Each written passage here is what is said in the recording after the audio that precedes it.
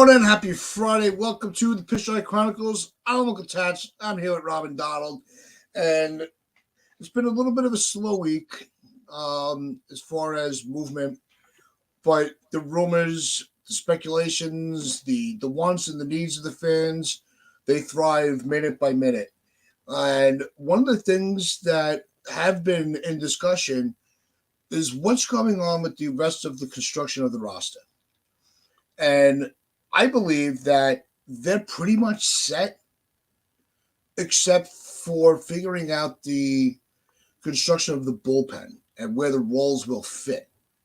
Who's our closer? Are we still going to sign a closer? Are we just going to ride the wave from within until the trade deadline? Is always an option. So if you had to put your money on it of what the plan was, would you say from within, or they're still going to make a move? Donald, what do you think? They need at least. I would say the probably. I was looking at the bullpen actually this morning. I think they definitely need a back end option that could possibly close. I'd prefer to be a regular closer, but at least be in competition to close. You need that. And then probably add Wandy Peralta. I think if you add those two arms, I think the bullpen would be set. So say Neres or Wandy, I think would probably do the job. Although Neres is asking for a lot of money, and it seems likely considering the Astros have had a really bad offseason. And they've had a key injury to their bullpen that they probably need to sign Neres more than the Yankees do. So I think he might go back to the Astros. So then you'd have to look at possibly other options. The Yankees might look to bring back Middleton, who had a 1.88 ERA in a short spell for the Yankees, and he'd be very cost effective. So that's a possibility. I think part of it also depends on the situation with the luxury tax, because it looks like we're kind of over 300. How much more do you really want to go into the bullpen, considering we create bullpen arms really well? Is there value in going for a Hader or even a Neres? Because Neres might even be wanting like $50 million over a couple of years. I'm not sure if the value is there, but I do think two bullpen arms and at least one guy that can close, I think, is probably what we're looking at.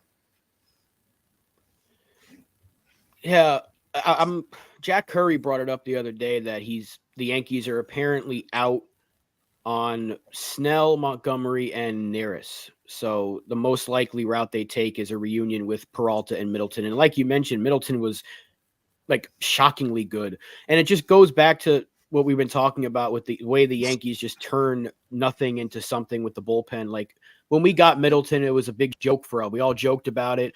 I put on my tag here, I was the CEO of the Middleton fan club, because we were all like, why would you go get a bullpen arm in a season like this?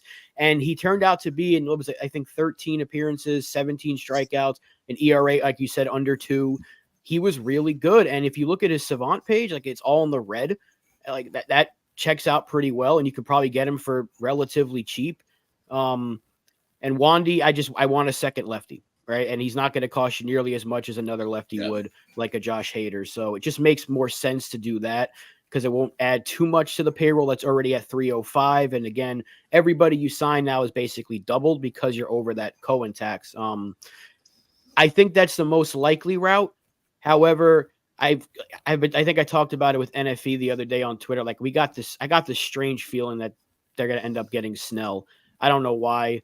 And now some reporters are saying that he might fall into the Yankees' laps. Again, take everything with a grain of salt, especially this offseason. But yeah, I get that, Mazza, but I'm going to listen to Curry before I listen to MLB trade rumors. If anybody is in tune with what the Yankees are doing, it's Jack Curry more than MLB trade rumors also said Ohtani was going to the Blue Jays, I believe. So they were like rushing to that. I just I think that's the most likely route is they add maybe one or two more bullpen arms and they just roll with what they have unless something does fall into their lap. So I think for now we're kind of set. It's been a great offseason and they can still make a couple of moves to make it even better. Or you can keep bringing that up. That's fine too. And we can just kind of get ready for spring training. There's a couple of things that need to be done and I think we're good to go. Another possible option would maybe be what are we thinking about Stevenson of the Rays last year? He played for the Rays last year. He had a 2.35 ERA.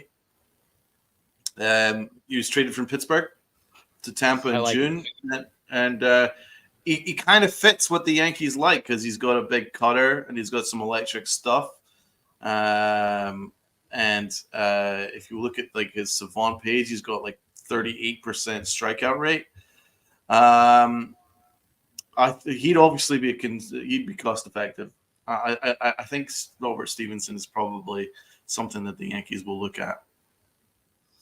Yeah, it's like any additions to the bullpen, I think it'd be negligent to be opposed to it. You know what I mean? If they have to make, I still think that if they're going to add to the bullpen, it has to be a caliber player or a player with the capacity to fill the closer role. I'm not looking, and not to knock Stevenson or Peralta. Believe me, I would love Peralta back on the team. I would welcome Stevenson on the team. I'd welcome a lot of people on the team. But if they're not going to, if they can't fill that closer role, I'm not jumping on that player. As much as I want to, add to the bullpen, I want the Yankees to stay strategic and calculated. They have to be able to fill that role. Well, the thing is, there's only like one guy on in free agency that really can do that, and that's Hader. And I don't think the Yankees are going to give him the money he wants. So I think that's out of the question. At that point, you're talking about David Robertson. He's got closer experience, and he probably signed for like $2 million, but he's also like 40. So do you want to go that route? Neris can probably do it, but you have, I think Stevenson has the stuff, but the Yankees also have 8 other guys that have the stuff to be a closer. Clay Holmes has shown he's got the stuff to be a really good closer. It's just that he hit that wall like Chapman did for like a 2-week period last year where he couldn't get anybody out, and then he was great again, then he struggled again. I think his worst month was August, but other than that, he was really good. So I think what the Yankees are doing is he's the closer, but they've been going closer by committee for years now. I don't think they're going to go away from that, but if they can get an actual closer, but who is that though? Is it a trade for a guy like a Bednar, or is it Devin Williams at the deadline or something like that? So I don't know who's an actual closer out there besides Josh Hader, and Josh Hader's asking prices through the roof. Yeah, everyone has the arsenal, right? Canely has the stuff. Loizaga has the stuff.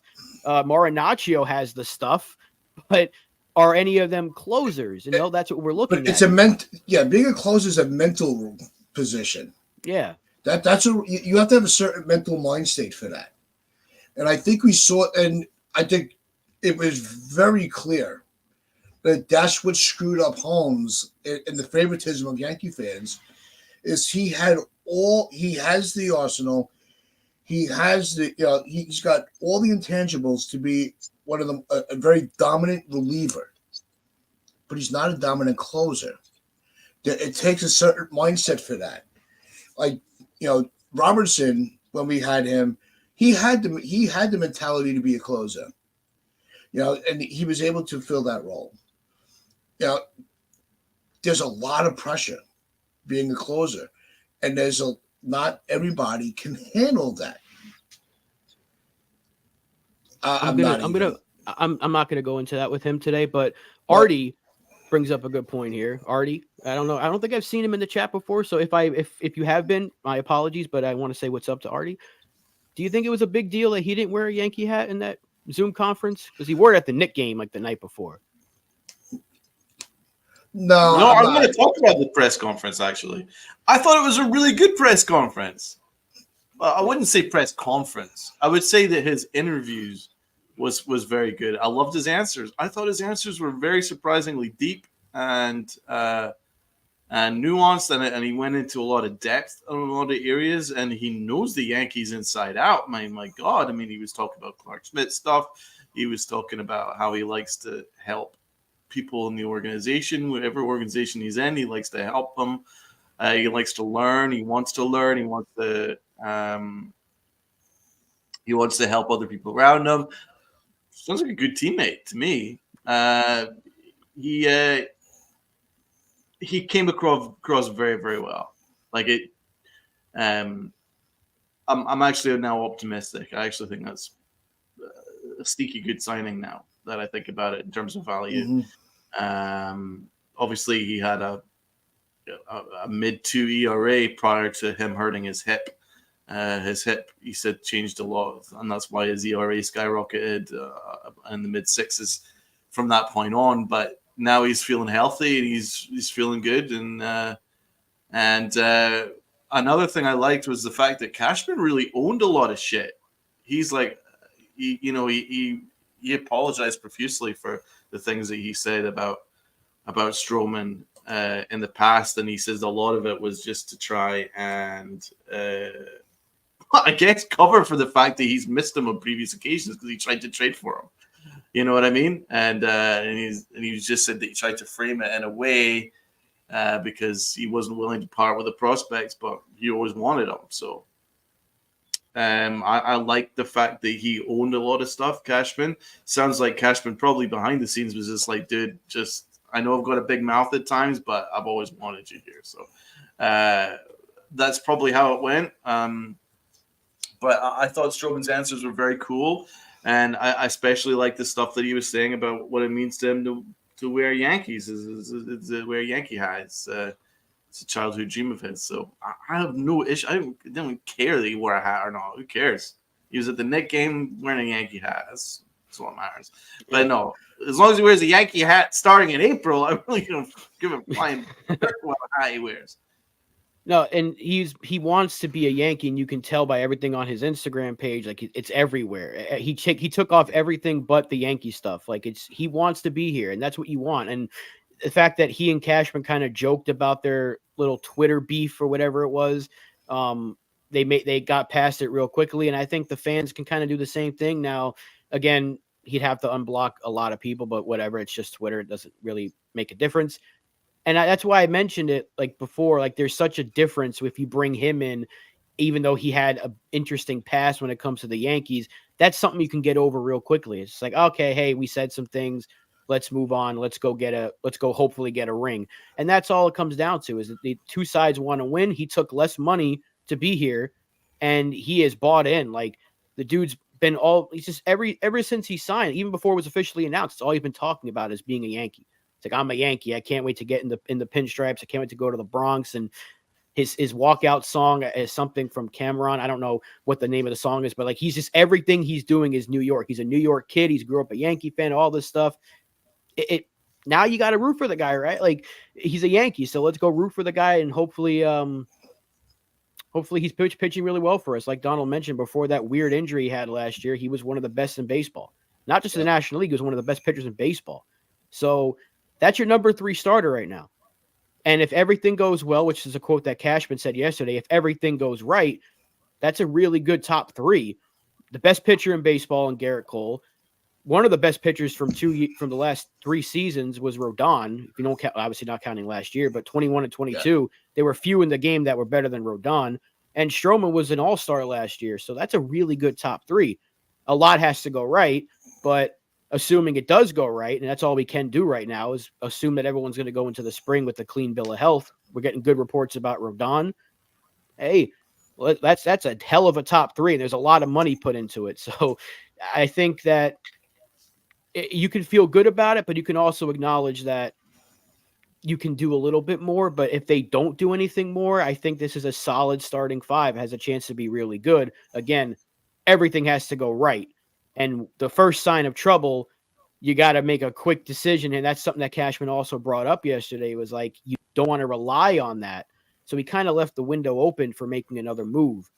If it does. He did. I'm trying to find the words. if it does present itself, another move could happen. He did not dismiss the possibility. There was ways in which he could have framed it where it would be like it would be unlikely. He did not say that. He says, as a GM, we're always looking. So it kind of says to me that if Blake Snell lowers his price, he'll jump back in. Or if like the Dylan Cease market dries up and then they lower the price for him, that he'd jump in. I don't know. It says to me that that Cashman hasn't closed the possibility of adding to the rotation. So watch this space. Watch this space. I was actually quite optimistic by yesterday. I liked a lot of things. And to be honest, I really liked him when he pitched for the Mets. I thought he was a really good pitcher for the Mets. Stroman. I don't think Mets fans appreciated him that much, and I think he pitched pretty well for him. So I've always kind of liked him, but then obviously kind of soured on him over the last couple of years with the whole Twitter stuff. But he's got the stuff. He can pitch, man. He can pitch. So I liked a lot of what was said yesterday. I liked a lot of what was said from Cashman in particular. I was more interested in Cashman because it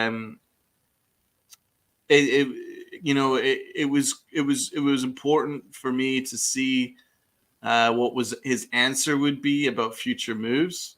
Seems kind of open to it, and I like the fact that he kind of owned a lot of stuff too. So I think it was a very positive press conference all around. And as I say, Stroman could have mailed that in yesterday. He could have been like, yeah, it's cool. I'm excited, blah, blah, blah. He didn't. He went in depth. A lot of his answers were in depth. He was talking about how Soto is the most feared hitter he's ever faced, and he thinks he's the best hitter in baseball, and Aaron Judge and Soto are the best hitters in baseball, 1-2. He went into a lot of depth about that. He went into depth about the fact that Clark Schmidt has incredible stuff. He's blown away by Clark Schmidt. He just needs to tweak a few things, he said. Right? So this is like, these are cool things. Like, he didn't mail that in yesterday at all. He took a lot of interest in it, and a lot of good answers, a lot of deep answers. Talked about his family's connection and the way his upbringing and his mentality. A lot of good stuff. I was really surprised, man. And there's I've seen really boring press conferences where it's just like they're there, oh yeah, that wasn't the case there. So that's why I'm kind of mentioning it now. I just feel like it should be mentioned. Like I liked a lot of his answers. There was a lot going on. The excitement, the energy. He was very. The honesty in it, I think, is really what also stood out. I'm not worried about the social media stuff. Like, that's stuff for us to kind of bitch about and have fun with. When he steps on the field, if he's winning games or keeping us in games, that's all we care about. Who gives a shit if you block Joe Schmuck on social media? Is that really going to affect him on the mound? No, it's really not. If he's getting through 6-7 innings, 8 strikeouts, a run or two, that's what I'm looking at. That's what I'm grading him on. We've met a lot of assholes in our life, but sometimes you have that one coworker. He's the biggest pain in the ass. Every time he comes to talk to you about how was your night last night, you're like, Jesus Christ, get away from me. But when the work needs to be done, he's going to get the job done. That's to me, that's Stroman. Just don't talk. Just do your job. I don't care what you did last night. I don't care. Just get your job done. Get your work done and go home. Well, I think he's going to be a good teammate because Jameson Tyone spoke pretty highly of him during an interview he had the other day. So I don't think he's going to be like an annoyance. And apparently he's already talked to a few guys. Like, I think him and Soto seem to already have this incredible bromance going on, and they haven't even really met face to face yet in Tampa. So that's good to see. whatever helps get Soto feeling good about being a Yankee and potentially extends him, I'm all for it, man. If he develops a really good friendship with Stroman and Judge and all these guys, Yep. and that helps us extend this dude, that is good to me. So I think Stroman's bought into it. He's all in. He wants to be here. He's going to do whatever it takes, and we can't ignore his stat line. He's very consistent. Is he going to go ahead and win you Cy Young awards? Probably not, but he's good, right? He's a consistent starter. You know what you're going to get out of him. We were talking about the same exact thing with Jordan Montgomery is you know what you're going to get out of Montgomery. You know what you're going to get with him. You're going to get a consistent every 5 days. He's going to take the ball and he's going to give you a solid outing. He's probably not going to go and throw a no-hitter or anything like that. He's not going to strike out 15 batters, but he's going to get you a good game and you're going to have a good chance to win when he's pitching. And that's what Stroman's been throughout his career. He's had one kind of rough season, but everything else is like a below 4 ERA. If he gives you like a 3.5 ERA this year, that's perfect for a number 3 starter. And I get it. You want that to be lower. Ideally, you want everyone to have a good ERA, a great ERA. But if he's pitching to what he was in the first half of last year as a number 3 starter, that's perfect. And I don't think there's too much pressure on him. He doesn't have to be that guy because he's a number 3. The pressure is all on Rodon. And yeah, there's ways to take the pressure off of him. But I think he wants the pressure on him, to be honest, because he's voluntarily in Tampa right now, according to Cashman. Working. He is. He lives next door. He lives next door. Yeah, but the fact that we're a month away and he's already there, he's in a couple of guys, Nestor as well, they're already there getting to work because they want to bounce back. And that's something the Yankees are going to rely heavily on, and they have to, is rely heavily on bounce back seasons from guys like Rodon, Rizzo, Stanton, Nestor. They have no choice. These guys have to be good in order for the Yankees to go and get to where they want to be. If we get another terrible season from Rodon, guess what? A lot is going to go wrong, but with Stroman in tow now, that's going to help a little bit because we didn't have a Stroman to fall back on last year. After Cole, it was Clark Schmidt after the month of April was okay, and everybody else was terrible. But now you have at least a second guy behind Cole that if something does go wrong with Rodon, you don't have to worry too much. At least you're not going to have this shaky rotation. I think Nestor will be better, and I think Clark Schmidt this year is going to be a lot better. So can more moves be done? Yeah. But should we be mad that they're going to rely on bounce back seasons from certain guys? No, because what other choice do you have? Why would you not rely on a $27 million pitcher to be better? He has to be. You're paying him to be. Rodon has to be better. So I think the Yankees are playing this smart. They've added to where they needed to add, and they're leaving the door open in case something else does come up that they can go and add again. And if that's Blake Snell or if that's a trade for a Shane Bieber or Dylan Cease or one of these Seattle guys or Miami guys, so be it. But he left the door open, and that's what you want to hear, especially with a month to go. He's not closing the door on the offseason. And I honestly thought he would have said we're done. But that's it. That's why I'm kind of optimistic. I liked his answer. Also, I agree with you, Spence. The thing that kind of stood out to me was how complimentary Stroh was to Clark Schmidt. So I have a feeling that look out for Stroh taking Schmidt under his wing a little bit this coming year. I think he's going to work with him a little bit and look for Stroh to help Schmidt out and with certain pitches. I think you might see a better year from Schmidt this year. What I also liked was, even though he was very confident and he said openly he's one of the best starters in baseball, but I also think that he also mentioned that he's excited to pick the brain of Garrett Cole. It's just Garrett Cole's the best that's ever done it, one of the best that's ever done it. He can't wait to sit down and learn from him. So this is a guy that all we hear is how egotistical, bad teammate he is, and this, that, and the other. But this is a guy that's very openly said yesterday, I want to learn. This is someone who's one of the better pitchers in the game, but he says he can still learn. I like that. This is this guy might not be what's portrayed. I think you'll be more comfortable in the New York setting. Yeah, and what I like about Schmidt is he's going into the oil season with a ton of confidence with the way that he pitched in September. Don't look. Schmidt's one of those pitchers that you can't just go and look at his stat line and be like, oh, he's average. He was a guy that was a bullpen piece, that got put back into a rotation after being a starter in the minor leagues. He was all over the place. And they're like, all right, Boone went to Schmidt and King. I'm like, all right, we need starters. So you guys got, just do the best you can. And Cole and Schmidt, once he got into his rhythm and he started really getting confidence in his stuff, he secured it. He kind of stabilized his delivery, and we saw the results from it. So I'm expecting great things from Schmidt. Is he a top of the rotation type of guy? No. Could he be? Yeah. But right now he's our number 5 guy. He might slot into a number 4 depending on how moves transpire throughout the year. Because I'm with you guys. I don't think the Yankees have done it all. But they're very close to being done.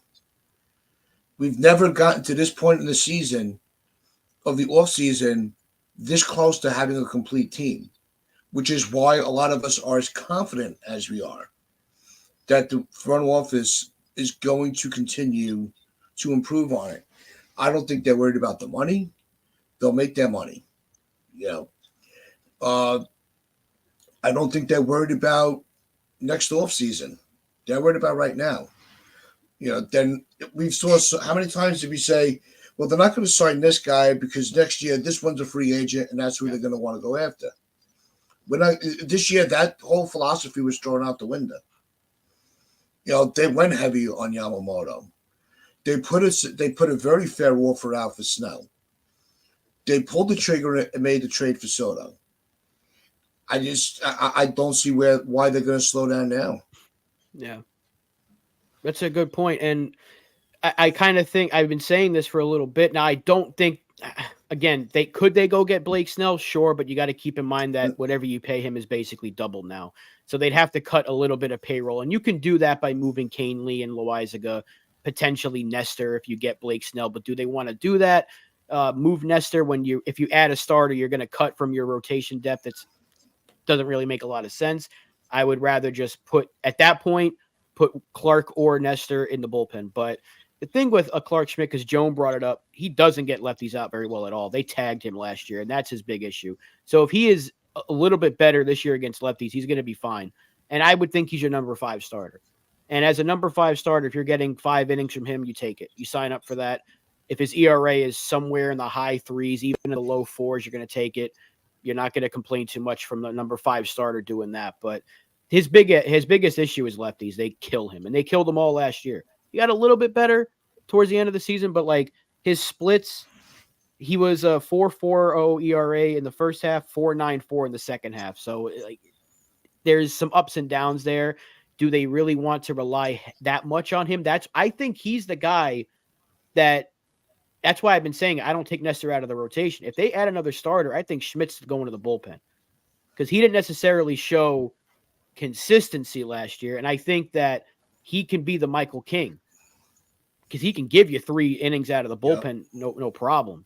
So again, all of this is speculation. We don't know if they add anybody, but if they roll with what they have now, Clark Schmidt is a number 5, that's fine. But if he were to go to the bullpen and they keep him there, he could be the next Michael King. But yeah, there's a lot that can happen. A lot that can happen between now. But Clark Schmidt is a pretty big X factor here as well, because if he's better against lefties, his overall numbers are going to be better. And he won't be a 4.94 ERA in the second half. But remember how bad he was in April? Like, I'm trying to, 684, and then it dropped to a 3.52 in May, a 3.04 in June. Then it went back up for the rest of the second half of the season. So if you can get back to where he was in May and June of last year, you got yourself a really good starting pitcher. Mm-hmm.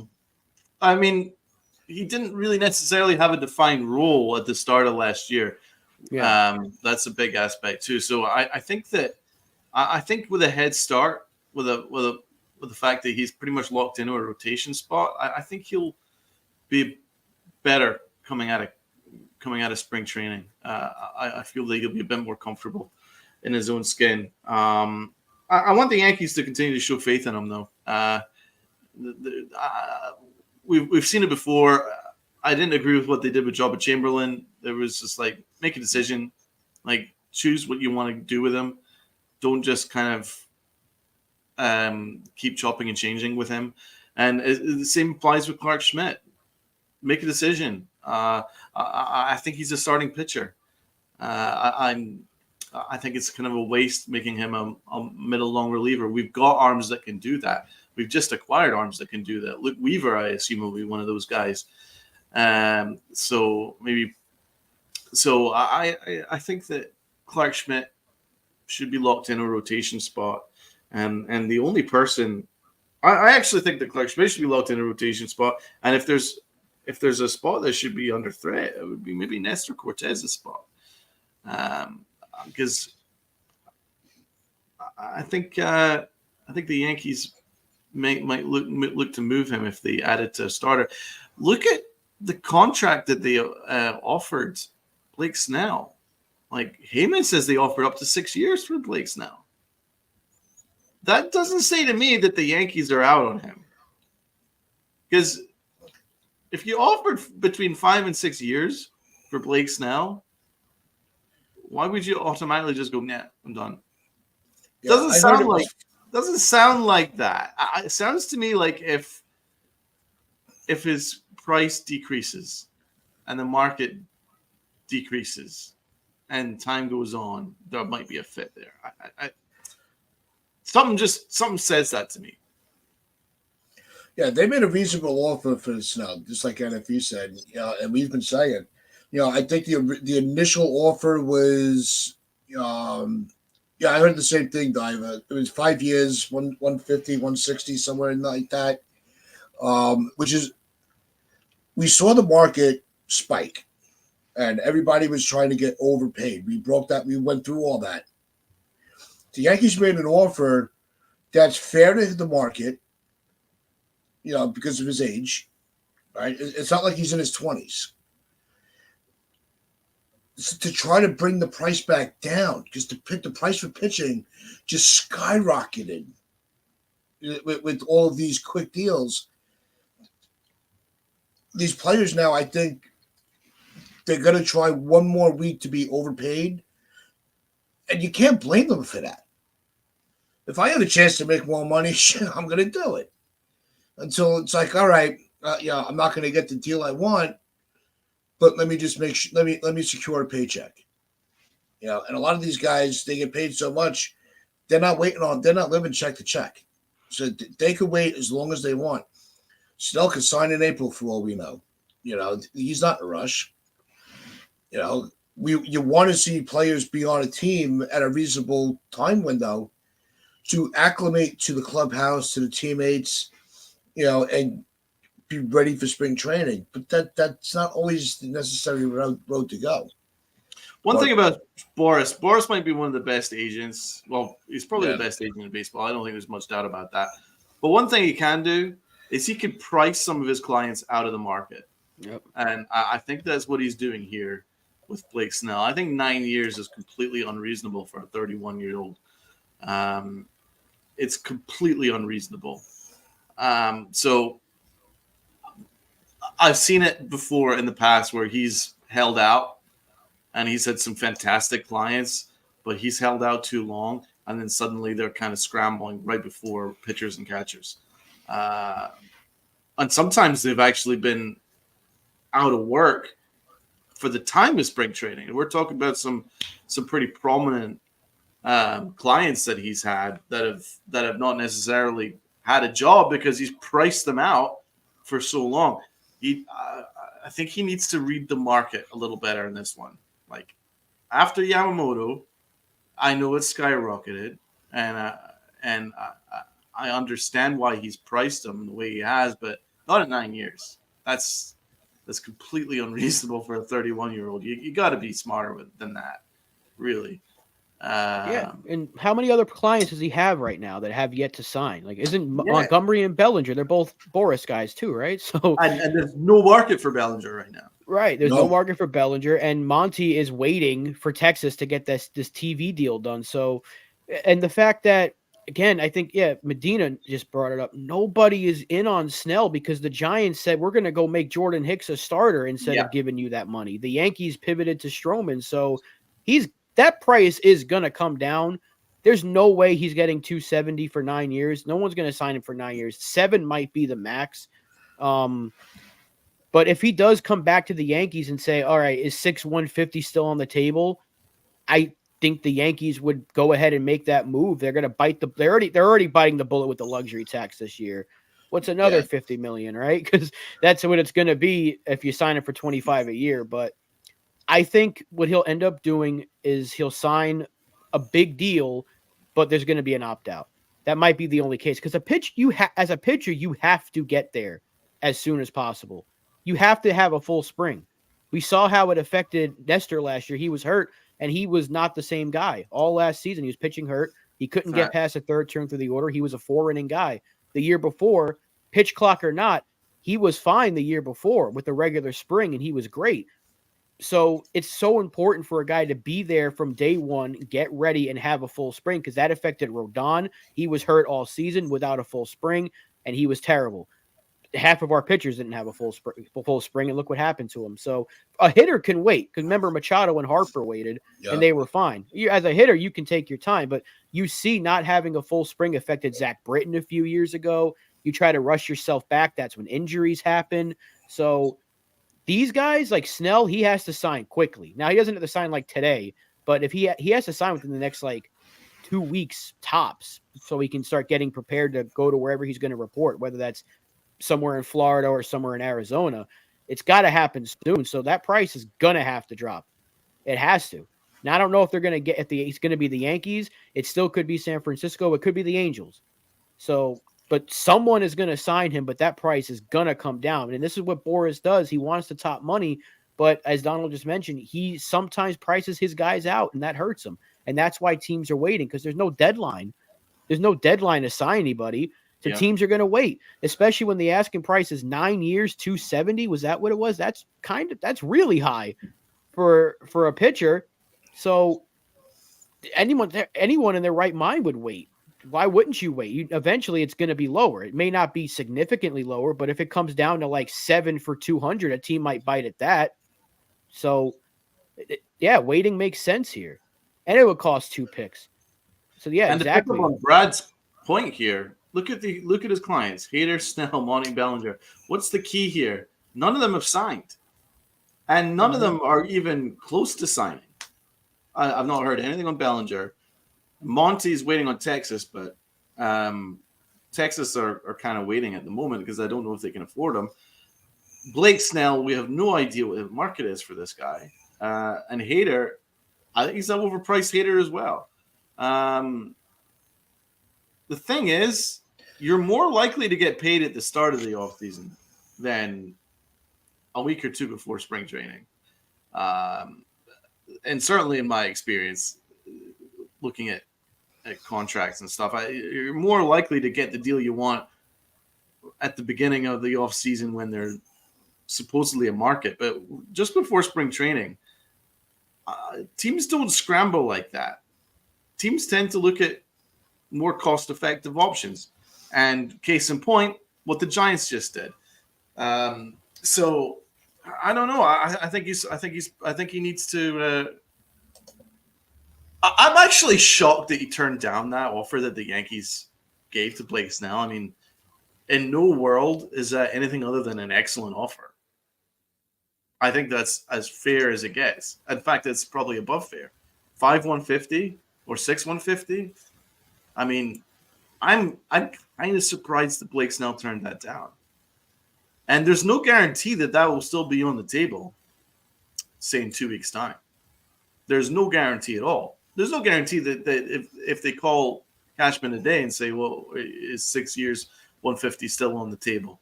There's no guarantee that will still be on the table. Because the Yankees have moved on to an extent. And I don't think there's that huge a market right now. It could change. Maybe there's an injury. Maybe there's something that happens. But there's not a lot of teams that have that kind of money just kind of sitting around. The Dodgers have spent $1 billion. I doubt unless they defer like 70% of that contract to 2060. I don't know if they'll be in on them. So at the end of the day, there's not that big a market for him right now. What are the teams that are in on Blake Snell? The Giants, well, they just kind of pivoted, but they could still jump in. Who else? The Angels? That's I know really there was it. a report that Houston kicked the tires on him, but I don't know how true that is. The Angel. Oh, Brandon, what's going on? Well, he's thrown into the chat. The Angels, could sign him. Yeah. I don't know how hard. I don't know. There's got to be a breaking point where you're like, you know what? It's not worth it. I don't think Snell has reached the point on his end where he's like, look, just get me on a team. I just want to, just let me start preparing for the season, and enough with this bullshit. Because I think, like with your point earlier, Rob, it's easier for a hitter to adjust than it is for pitching. Because you don't want them fucking rushing. So I think Snell's going to come to a decision. I'm going to put the guess out there. I say by next Thursday. I think he's made it. We've got more of a handle on what he's going to do if he hasn't already. I think we're going to start to hear this team is out, this team's out. We're going to know exactly which teams are interested. They are not going to want to start pitchers and catchers. I think baseball also might even, how bad of a look is that for baseball? The NL Cy Young winner can't find a home. It's terrible. It's embarrassing. You're talking about a Cy Young winner, a guy who just won a World Series and was had a pivotal role in that World Series, arguably the best closer in the sport, and one of the guys who was one of the best hitters in the sport last year in Bellinger. Those are your top free agents. So let's not forget Matt Chapman. He's not a terrible player either. He's still a good player. There's still plenty of really good talent out there that are unsigned. Bullpen arms, outfield bats, like JD Martinez had a really good year last year. Jorge Soler's on the market. There's some good players out there, and they're all unsigned. So this is a problem. And do you propose a deadline? You probably can't, but I still think they should just start things later instead of day one after the World Series where everything starts getting going.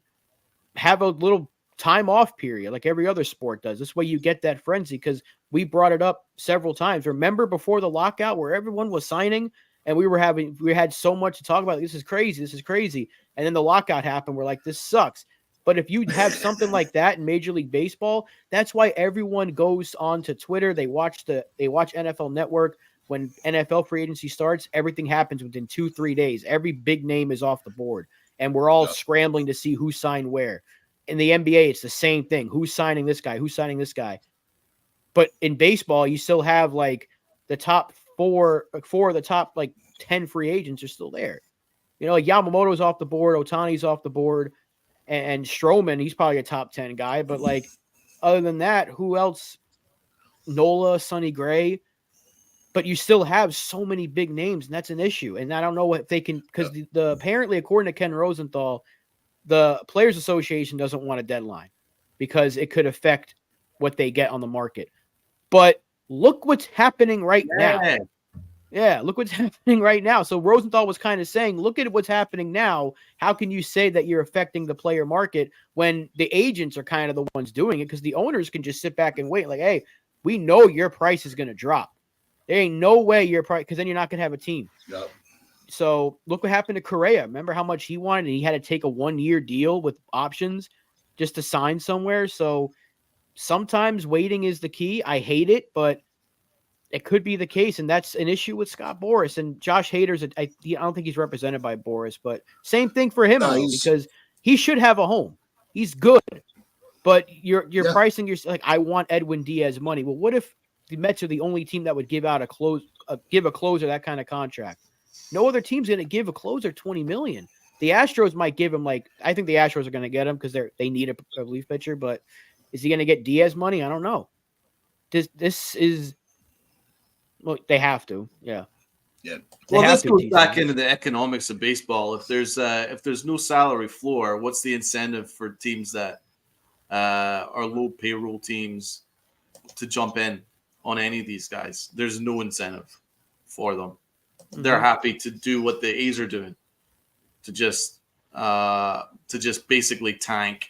They don't care about their fans. They don't care. They really don't care. They'll win like freaking 20 games, but get a top draft pick and then just tank and then move to Las Vegas. But the other smaller market teams, they might not move, but they'll just do the same thing. They'll be like, we're not competing anyway.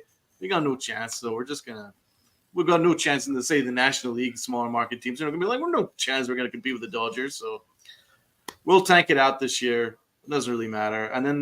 And that's the thing. There's no incentive. So without a salary floor, where's the incentive? Without the deadline, where's the incentive? There's no incentive either without a deadline. And every other sport has a deadline. Soccer, the deadline is end of January, right? We've got the trade deadline in the NBA. We got NFL. There's a deadline week 8 to make trades. There's and then there's a short free agency period.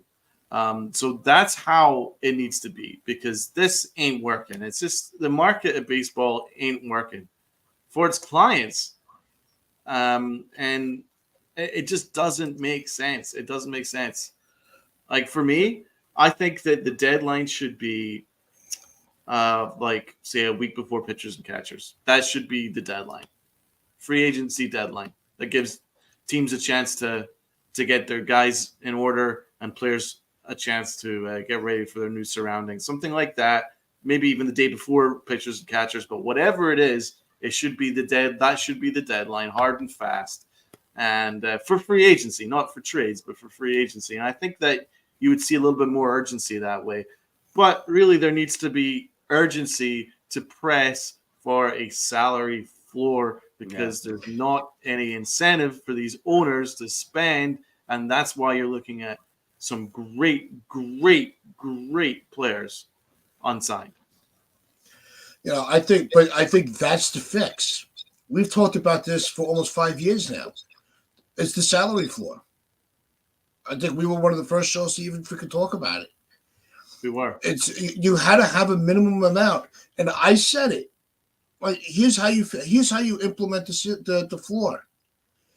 The shared revenue from all with all these big market teams that go to the small market. That is only to inject into your players' payroll. You cannot pocket that money. That's true. Good.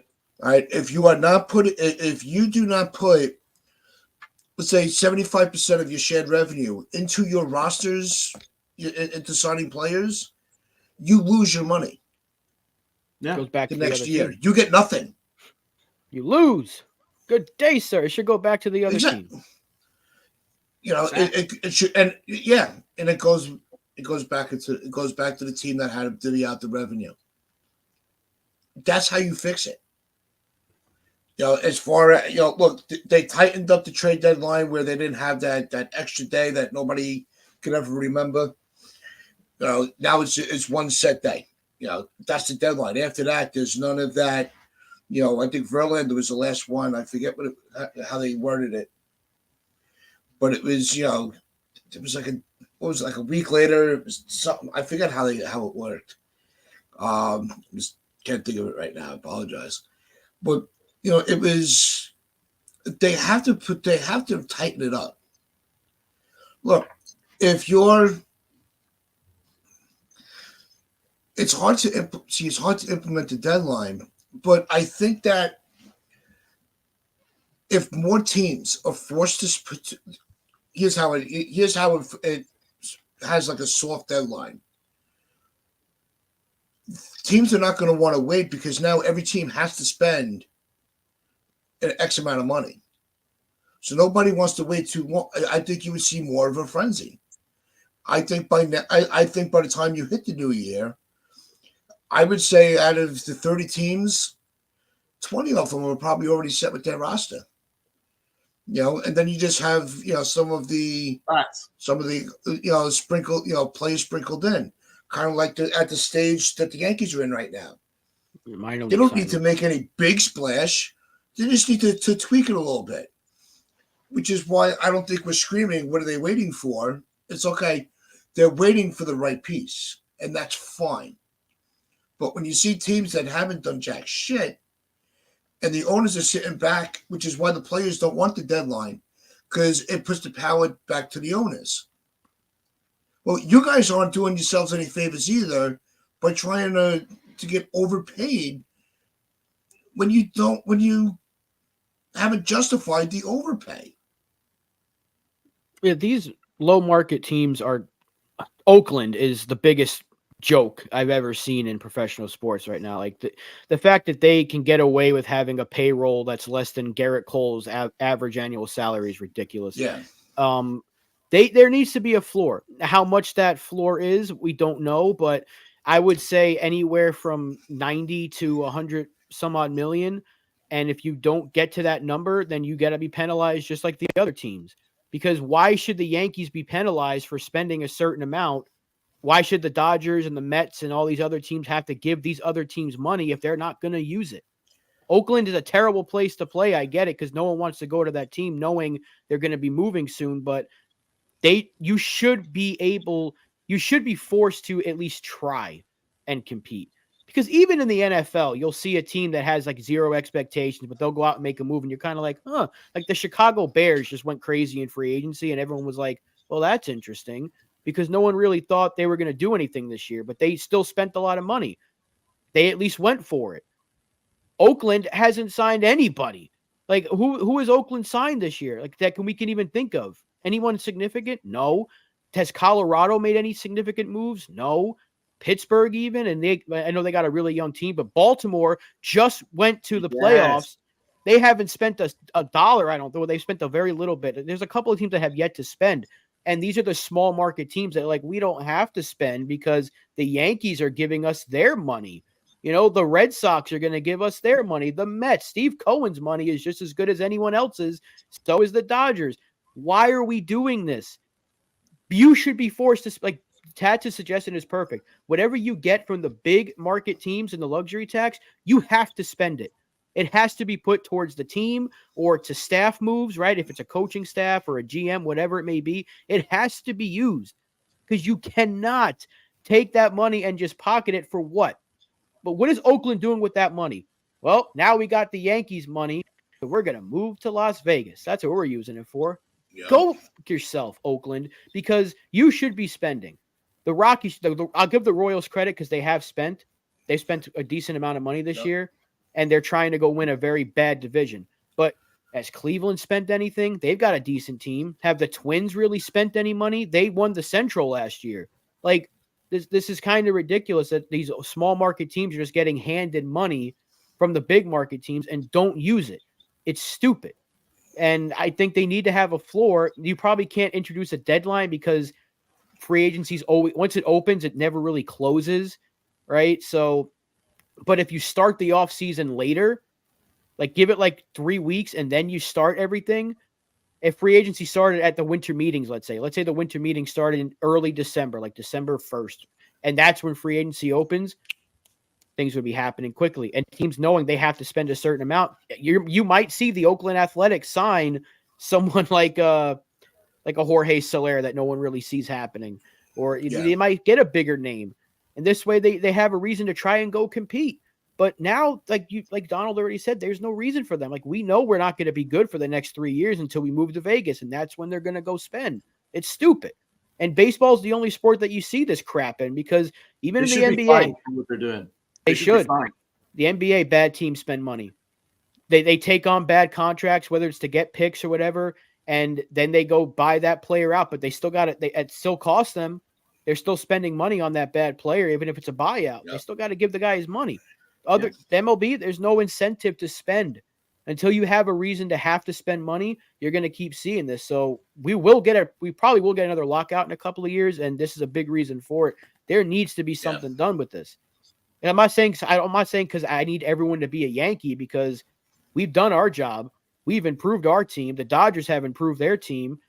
But how many other teams have really spent? The Giants have spent a decent amount, but the Cubs have spent some money. But there's still so many teams that have not done anything, and so many big names that are on the market because baseball doesn't have these rules in place. Well, just look at the AL East last year. The Rays and the Orioles dominated, and they've had a negative offseason, both of them.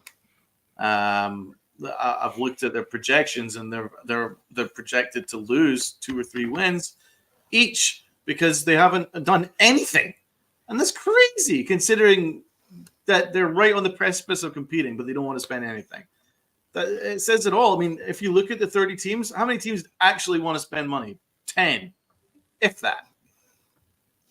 It's like, there are 8 teams that in 2023 had an overall payroll under 100 million. 8 under 100 million. That's insane, man.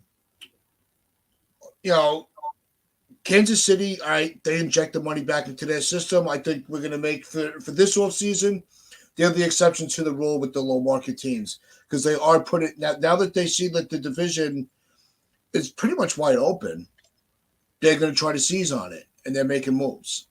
So I think I'm very happy with the Royals this offseason. Even if they don't have one of the top, they might not have gone upper bracket, but at least they're putting the money back into the roster. So we'll leave them off the hit list. You brought up Tampa Bay and Baltimore. Well, Baltimore won their division. So, I'm not trying to justify why teams don't spend the money, but we've seen Tampa be very successful at it. But it's also really unfair to your fan base, because you lock into these players that are building up, and then just when they're about to get paid, they move on from these guys and they go cheaper again. Just because you're successful at it doesn't mean that it's good for the game, because it's not. That's the other Smash problem. the like button, guys. We've got like 42 people in the chat, and we don't even have close to that number of likes. We really need the likes up if we want to continue to grow this channel. So everyone who's watching, hit that like button, please. Thank you. But it also, if all right, go ahead, Rug. Let me get my thought back. Oh, okay. I'm just saying, wouldn't it be good for the sport if a team like Baltimore, even if they don't spend a ton, but if they got one big signing, like what if they got Montgomery? Right? What if they need a starting pitcher? What if they said, all right, well, we're going to spend big on one player at least. Let's go get one of the top starters available.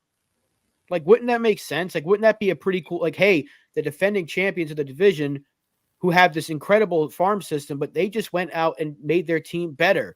Like, what if a team that needed a closer went out and signed a Josh Hader that's outside of the 3 big market teams that everyone talks about? Like, this is what I want to see. I want to see some parity here. I want to see more teams go for it, because then if every team's at least trying to win, there's unpredictability. Like the NFL this year, who would have suspected Green Bay and Tampa Bay to be at this stage of the playoffs right now, right? Like there's so much everything's just kind of like anything can happen now. But in baseball, it's like every year the Astros and the ALCS, and Texas Texas had a big payroll they spent. Baltimore shot up out of nowhere this year, but who knows if they repeat that, because they haven't really added to the team. While the Yankees have gotten better, the Blue Jays have gotten a little bit better. So I just want to see more. I want there to be more uncertainty, because like you just never know what can happen any year in sports. Instead of being like, okay, well, it's going to be the Astros and the ALCS versus who, and it's going to be the Dodgers versus who, so when Arizona made that run, it was cool. When it was Cubs in Cleveland that one year, it was different. It was cool to watch, So if more teams had reason to spend money, you might see different teams make a run, even if it's a 1-year thing, like a fluke season, as some would call it. But wouldn't that be more interesting if 1 year the freaking Athletics made a playoff run? Like just to see something different, because baseball can use that. Get more eyes on the sport. Like, hey, here's a feel-good story. Everyone likes a feel-good story. And they'd probably make a Disney movie out of it or something. They did with Moneyball. So you can go ahead and do that again for another team. I don't know. It just better. There's more reasons to freaking you should have a reason to spend money, and you wouldn't see with a couple of weeks to go before spring training starts 4 of the top free agents still unsigned. That's ridiculous. Yeah, and Spencer's comment here is that's what I wanted to get, one of the points I wanted to make. That's why I'll never say that the Yankees are cheap. They spend money. Our argument has always been, it's not that they don't spend it properly. Why would when we tried cutting that payroll and staying under the threshold, we might not have made the best moves, but we were still trying to adjust the team and stay competitive. We were still making the playoffs every year. We got our asses kicked, but we made it. We got that far, and that shouldn't be the goal. But it just drives me crazy when you have fans that are like, "Oh, they're cheap. They're not trying. They have no desire to win. Why am I going to take my money and give it to another owner to sit on and not compete?" That's the whole point of being, an athlete, is to compete, not sit back and just collect your money. These guys, they have a competitive edge. Exactly. I think that's something that gets forgotten. Also, these owners are businessmen. Why are they throwing money away just to sit in somebody else's pocket? I bet you if you saw that, what I was saying, force them to take that revenue, and it has to go into the roster. It has to go to your team, your players' payroll. Otherwise, you get, like Willy Wonka said, you get nothing. Good day, sir. And it goes back to that team. I bet you'd see that Cashman and Hal would be like, you know what? Spend the $300 million. Don't worry about it. Because they know that money will come back to them anyway, because these other owners are too cheap to spend it. Mm-hmm. Look at the Orioles owner. Shame on him. His name came up also. He admitted he won't spend. Yeah. Shame on him. Come on now. That's a great organization. They have a great core together. What are you waiting for? At least the Braves, they'll lock their players up for 30 years, as a rookie. But at least they're not being cheap on them either. They're getting fair deals. Braves are a hell of an organization. Look at the stability of the Braves right now. I respect the Braves organization. I think they're a fantastic organization. I don't think the Orioles have done anything yet. Oh, and they should. And that's that. Their fans deserve that, because I hate the Orioles for obvious reasons, but they got a great fan base that when they have a reason to go watch the team play, they're going to go, and they're going to be loud. They'll be there. Exactly. They'll be there. They were there last year. And if you tell the Orioles fans, we're not going to spend, like, I know you got a good team that's young and loaded for a freaking long time. But if you go ahead and add a Blake Snell to that rotation, you're going to give that fan base the reason to believe, hey, we got a chance to do it again this year and go even further. Now we got that frontline starter that we need. Because look, there's only so much if every prospect hits for them, I'd be shocked. Far, a couple of their big names have, but do we think every single one of their prospects are going to be excellent? Because Grayson Rodriguez was okay, right? But they have to have that has to be they have to have every prospect be good. Why not spend a little bit every offseason? I'm not saying you got to go spend $1 billion like the Dodgers did, or go spend as much as the Yankees have. They don't need to have a $300 million payroll, but why can't the Orioles say, all right, we're spending $125 million on this roster that we have, and it's really good. And the fans would be like, hey, I got Blake Snell on my team, but a division winner just added Blake Snell, the NL Cy Young winner. That would give the fans a reason to, like, let's go back and watch the team again. They're gonna go sell out that stadium anyway. But what if they go back to the Oriole way and start struggling? They're not going to show up. The stadium's going to be empty, just like it was the last few years, right? So I mean, the team should spend. Oakland needs to be investigated, first of all. I mean, just talking about them real quick, they need to be thrown out of the league for what they're doing. The fact that the league's letting this happen is ridiculous. They're not spending a dime. They're spending, I think, like $40 million on their payroll, whatever. Like, I think what's his name? Scherzer made more than them, the entire roster. So there you go. It's That's shameless a big what issue, they're doing, man. They should be expelled from the league. Promote one of the AAA teams. I don't care, but one of the independent teams. I don't care, but they are a AAA team. Yeah, it's just really unacceptable. And or what you do is you really screw them and say, "I'm sorry, you're not allowed to charge concession for the fans." Because the fans, what are the fans actually paying for? What, to sit in a shitty stadium for a team that doesn't want to compete or be there? What's the point? What is the point? Might as well just have them come in for free. Honestly, it is shameful. Well, there was that one thing that happened last year in the upper deck of that stadium. Those extracurricular activities. That's pleasurable about the Orioles. That's for the Orioles, the Oakland A's. That stadium's a piece of crap too. It's breaking down. Yeah. It's that the Raiders got out of there, and that the Oakland Athletics are trying to do the same thing. And I don't know. It's really annoying that it's not just them, but they're like the biggest culprit. But other teams, especially the Rays and the Orioles, should be spending a little bit more. I get they don't make as much, but when you're getting all this money from other teams, you should be forced to spend it on your roster instead of just what is the Tampa? And there's another piece of crap stadium. They're waiting to move to somewhere in their same state, in the same city, but still, that's what they're using the money on. We're taking the Yankees money and the Dodgers money to go build a new stadium, so we're still going to have the same team. Like, It's stupid. It's criminal. It really is. And the thing is, like, there's no downside to a salary floor unless you're completely beholden to the Players Association. There shouldn't be a downside because say you take on an asset, you can still trade that asset in a couple of months after you acquire them. You could trade that asset and get assets back. That's what the NBA do. If you're a smaller team, you can sign an asset, and then in like a couple months later, you could trade that contract, and you get something in return, draft picks or something. But at least you're in the competition. You're competitive in some aspect.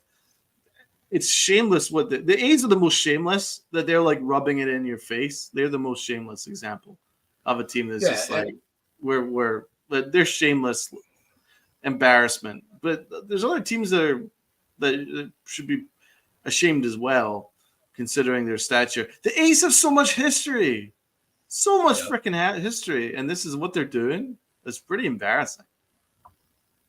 LA brings up with teams rebuilding, and we talked about the solutions for that years ago too. All you have to do is enough with this. Like Milwaukee's doing it this year. Burns is available. He's not available. He's available. He's not available. If you're a team that needs to start a rebuild, right? Your core is older. You want to start injecting some youth. You're going to start bringing up a lot of prospects. All you do in the offseason is you declare a rebuild. You still get your shed revenue, but you have to declare that you're rebuilding, and you get a 1-year pass. That's it. Like, I could figure this out, and I'm not a billionaire owner. There's so many solutions that we've all had that are tangible. But because we don't have the money, we don't have, we're not moving the needle on anything. But those are reasonable. These are reasonable, fixes to everything. It doesn't make sense. And as far as, with the high prices at Yankee Stadium, if you're putting the product out there, I don't care if I'm spending the money.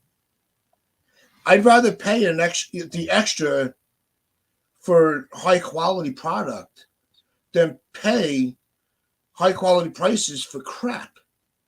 Of course. Like, I'd rather go to a deli and spend $20 on a hero that's going to get 2 meals out of than spend $20 and go get a meal at McDonald's. Because I'm getting quality. I'm getting more out of my money. So it's like the field of dreams. If you spend it, will come. And I think you'll see that this year. This year, I'm expecting the prices, even on the secondary market, are going to be tough. Oh, yeah. Speaking of which, I'd like to get a Juan Soto jersey, and every goddamn website has still for pre-order. I don't want to wait till February to get this thing. I want to go get it now. Anyone want to go get me one from the Yankee team store, and I will pay you to ship it and all that stuff. I want a Soto jersey, but I don't want to wait till February. I want the damn jersey already. I went on Fanatics MLB Shop. It's like it will ship no later than February 25th. Like it's January 19th right now. I'm not getting a jersey. It's the perks of living in New York for everybody that can get one right when they want. I gotta wait. That's me complaining about something that's not. No, that's right. Let's get Rob a Soto jersey. I'll work on that for you, Rob.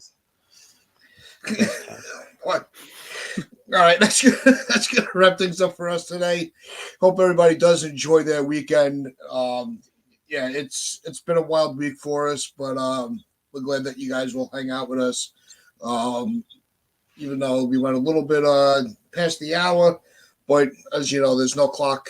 There should be no clocks in baseball. There's no clocks for us. But appreciate everybody that was in the chat. As always, hit that like button. If you haven't, hit that sub button. Enjoy the rest of your weekend. Don't forget to tune in Sunday for the Upper Deck at 11. We will be back on Monday at 10 a.m. And as we always say, wear your pinstripes with pride and play hard. Like and subscribe.